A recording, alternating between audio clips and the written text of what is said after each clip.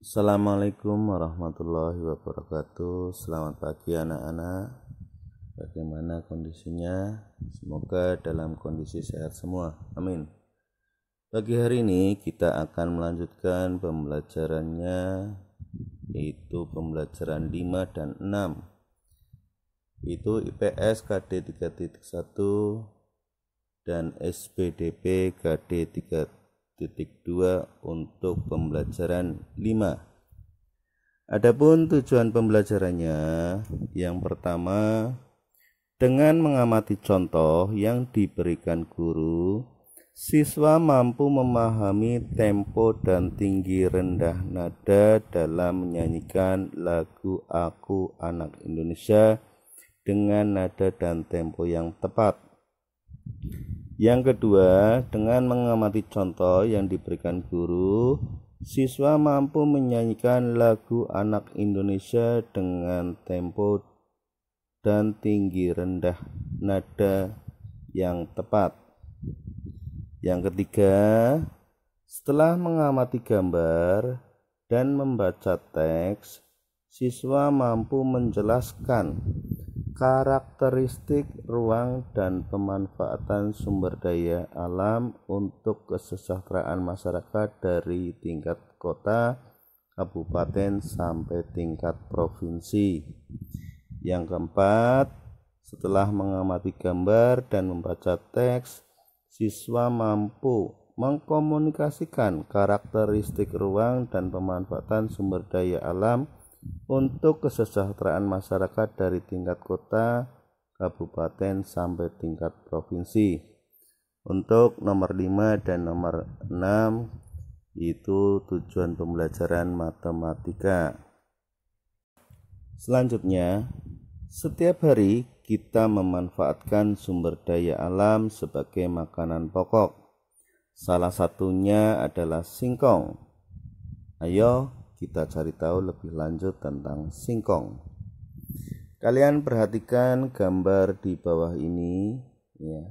Kalian bisa simak di buku paket kalian.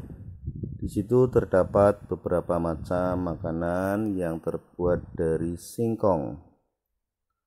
Apakah kamu mengetahui berbagai jenis makanan lain yang terbuat dari singkong? Ya. Selanjutnya, kalian simak bacaan singkong di buku paket kalian. Indonesia merupakan daerah tropis yang kaya akan hasil sumber daya alam. Salah satunya adalah singkong. Singkong mempunyai potensi besar untuk dikembangkan. Singkong merupakan sumber kalori pangan yang murah. Singkong dikonsumsi sebagai salah satu makanan pokok oleh masyarakat. Singkong merupakan makanan yang kaya karbohidrat. Terdapat kandungan gizi seperti protein, vitamin C, kalsium, fosfor, kalori, lemak, zat besi, dan vitamin B1 pada singkong. Dengan berbagai kandungan gizi yang terdapat pada singkong, maka singkong baik untuk dikonsumsi. Umbi singkong merupakan sumber energi yang kaya serat dan karbohidrat, namun miskin protein.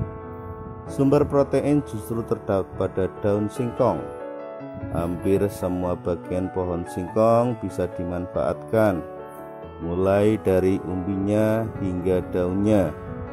Umbi singkong biasanya hanya diambil dagingnya saja untuk digoreng atau direbus, serta dijadikan tepung tapioka. Bagian daunnya dijadikan sebagai sayuran, dan bagian daun dan kulit bisa dijadikan sebagai makanan ternak. Singkong dapat digunakan sebagai sumber karbohidrat di samping beras. Selain dapat pula digunakan untuk keperluan bahan baku industri seperti tepung tapioka. Di sekitar kita banyak sekali makanan yang diolah dari singkong. Misalnya keripik singkong, combro, misro, getuk, tape, donat, dan lain-lain dan bahkan hasil olahan singkong tersebut menjadi mata pencaharian bagi sebagian masyarakat, mulai dari bentuk usaha kecil, industri rumahan, hingga pabrik. Ya, setelah kalian menyimak bacaan tersebut, kalian kerjakan di buku tulis kalian.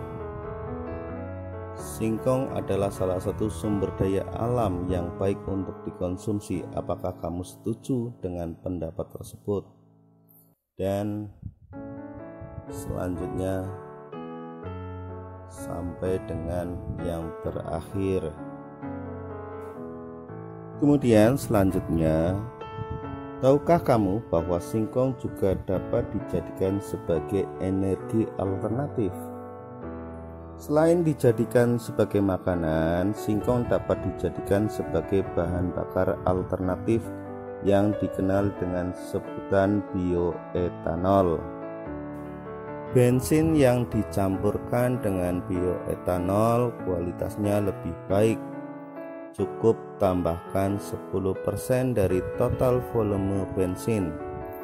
Manfaat penggunaan bahan bakar alternatif bioetanol untuk kendaraan bermotor adalah: yang pertama, pembakaran lebih sempurna.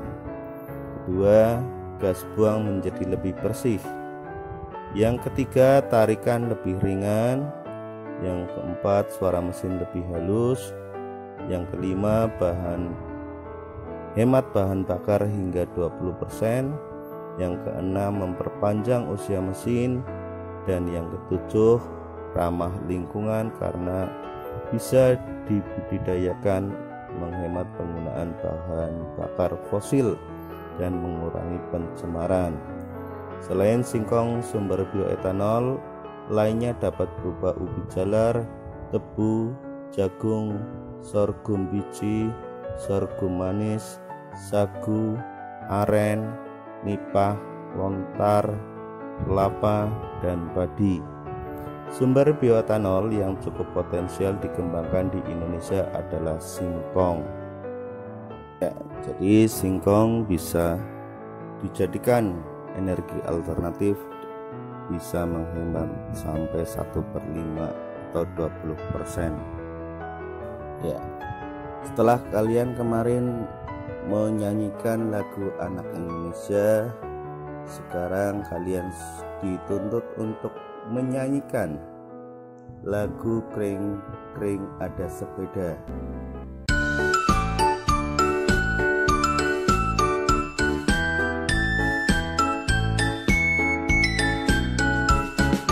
Kring kring kring ada sepeda, sepedaku roda 3. Ku dapat dari ayah karena rajin belajar. Tok tok tok ada sepatu, sepatuku kulit lembu. Ku dapat dari ibu karena rajin membantu.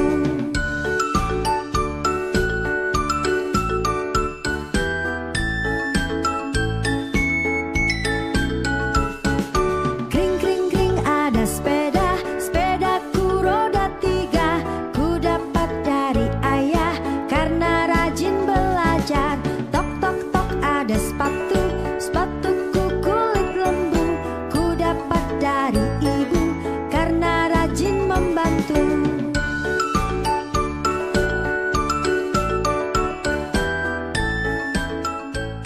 Ya, itulah lagu Kring Kring Ada Sepeda. Selanjutnya, kalian tanyakan kepada orang tua kalian, makanan apa yang terbuat dari singkong selain contoh yang tadi. Selanjutnya, untuk pembelajaran 6, mata pelajarannya yaitu Bahasa Indonesia KD 3.1 dan PPKN KD 3.2. Adapun tujuan pembelajarannya, yang pertama, setelah mengamati gambar dan berdiskusi, siswa mampu menunjukkan gagasan pokok dan gagasan pendukung yang diperoleh dari teks visual dengan tepat. Yang kedua, setelah mengamati gambar dan berdiskusi, siswa mampu menyajikan gagasan pokok dan gagasan pendukung yang diperoleh dari teks visual dengan benar. Yang ketiga, setelah membaca teks, siswa mampu menjelaskan hak dan kewajiban sebagai warga masyarakat dalam kehidupan sehari-hari dengan benar. Yang keempat, setelah membaca teks dan berdiskusi, siswa mampu mengomunikasikan pentingnya kerjasama dalam melaksanakan hak dan kewajiban sebagai warga masyarakat dalam kehidupan sehari-hari. Ya, untuk tujuan pembelajaran nomor 5 dan nomor 6 itu tujuan pembelajaran materi PJOK. Kemudian ternyata kentang juga dapat menghasilkan energi listrik. Ya, kemarin kalian sudah melihat dari gambar percobaan. Tahukah kamu bahwa energi listrik juga dapat dihasilkan dari kentang? Nah, bahan yang dibutuhkan, yang pertama, beberapa buah kentang masing-masing dipotong menjadi 2 bagian yang sama besar. Yang kedua, 2 kabel atau kawat sebagai pengantar arus listrik. Yang ketiga, 1 buah bola lampu senter atau lampu LED. Yang 4, penjepit buaya. Yang kelima, seng dan logam atau koin kuning dan putih sebagai kutub positif dan negatif. Cara membuatnya, yang pertama, tancapkan seng dan logam pada kentang yang sudah dipotong. Kemudian hubungkan seng dan logam menggunakan rangkaian kabel atau kawat yang telah dipasang pada penjepit buaya dan hubungkan pada bola lampu LED. Ya, seperti gambar pada pembelajaran kemarin. Nah, selanjutnya coba kalian gambarkan langkah-langkah dalam melakukan percobaan sumber energi. Selanjutnya, kewajiban dan hak kita terhadap lingkungan. Kewajiban kita terhadap lingkungan adalah menjaga kelestariannya. Salah satu caranya adalah memanfaatkan energi alternatif yang ramah lingkungan, misalnya menggunakan kendaraan berbahan bakar listrik atau gas seperti mobil listrik dan mobil tenaga surya. Energi alternatif adalah energi yang ramah lingkungan dan tidak pernah habis. Misalnya energi yang berasal dari air, angin, panas matahari, dan sumber daya alam lain yang dapat diperbaharui. Kita berkewajiban membangun dalam gedung dengan memperhatikan aspek ramah lingkungan. Misalnya membangun gedung yang menggunakan cahaya matahari sebagai penerangan di siang hari. Setelah memenuhi kewajiban, kita dapat memperoleh hak kita, misalnya memperoleh lingkungan yang segar untuk kesehatan dan kenyamanan.